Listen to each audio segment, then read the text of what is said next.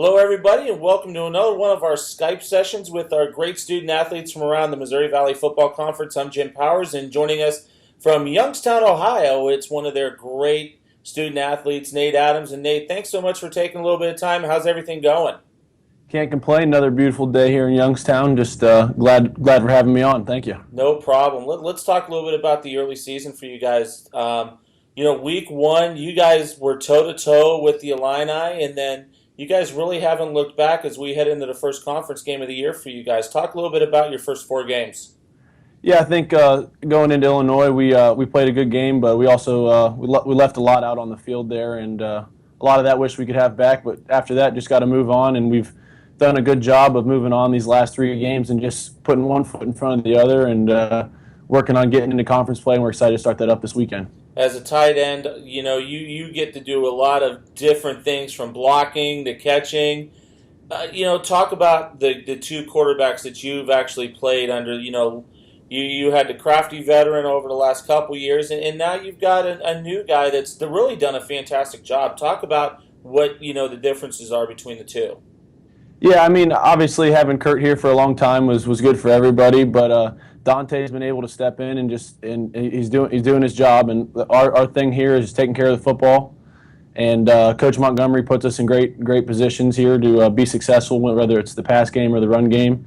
And Dante's doing a great job of just leading the team in the huddle, on the field, off the field. So we're blessed to have him. And just like I said, having Kurt obviously was awesome last couple of years, but Dante's been doing his thing here recently, so we're happy to see that. And it's got to be cool to have Ruiz in the backfield. And I know as that pseudo lineman, as they call a tight end, you guys up front take pride, and especially with how Martin's been doing over the last couple of years and running the ball for you.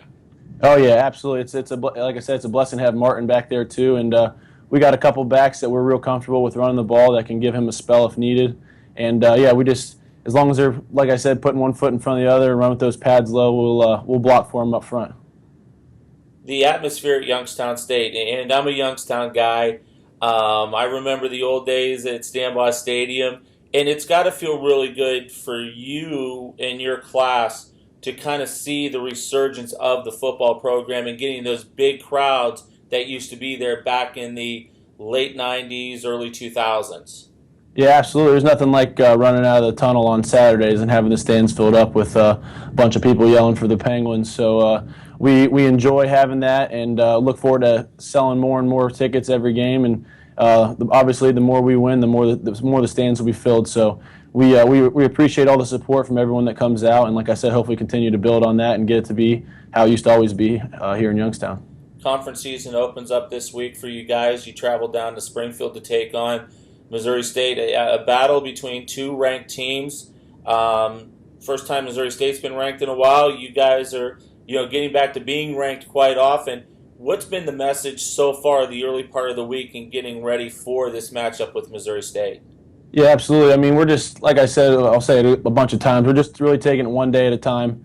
Saturday will be here before we know it, but today being Tuesday, we got to take care of Tuesday's practice, and then just we're going to build on it every day until we get out there. And like I just keep just one day at a time. I think is the biggest thing with our team, and not looking too far ahead. And like I said, Saturday will be here soon enough, and we're excited to get out to Springfield and get on that field. I know Coach Wolf, that's his mantra. It's you can't foresee the future. You just got to go one step, one day. And I know he preaches that a lot to you guys. Yeah, absolutely. Just living in the moment. It's crazy to think already. I mean, it's crazy to think that I've been here for 5 years, and it's crazy to think that my last season here, we're already on to game 4, or been through 4 games. So, like I said, just live in the moment and one step at a time. And Saturday will be here soon enough for sure. Talk a little bit about your senior leadership. You're obviously one of those guys that have been a part of the program now for 5 years.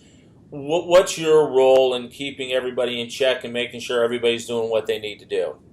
Yeah, I mean, we had a lot of guys from last year's team that graduated that had a lot of leadership capabilities, and I think being a part of the program for so long, that was definitely it was my turn, and I did some last year, but obviously there were some older guys there that had the ability and were there to do it. And now it's kind of my turn to step up and lead the team on and off the field, whether it's in the huddle or on the sidelines, and just kind of bringing us all together as one. And the more we play together in all three phases of the game, the easier it is for our team in general. How's the locker room? I mean, obviously, there's got to be some, practical jokers or Yeah. some guys that are trying to keep it loose. Are you one of those guys, or who's that guy in the locker room? I'm a little bit of both. I like to joke around a little bit, but I like to get serious when we need to be. If I had to pick one jokester, probably say Dylan Colucci, one of our linemen. He's a funny guy. He likes to stay pretty loose, so I'd definitely go with him for sure.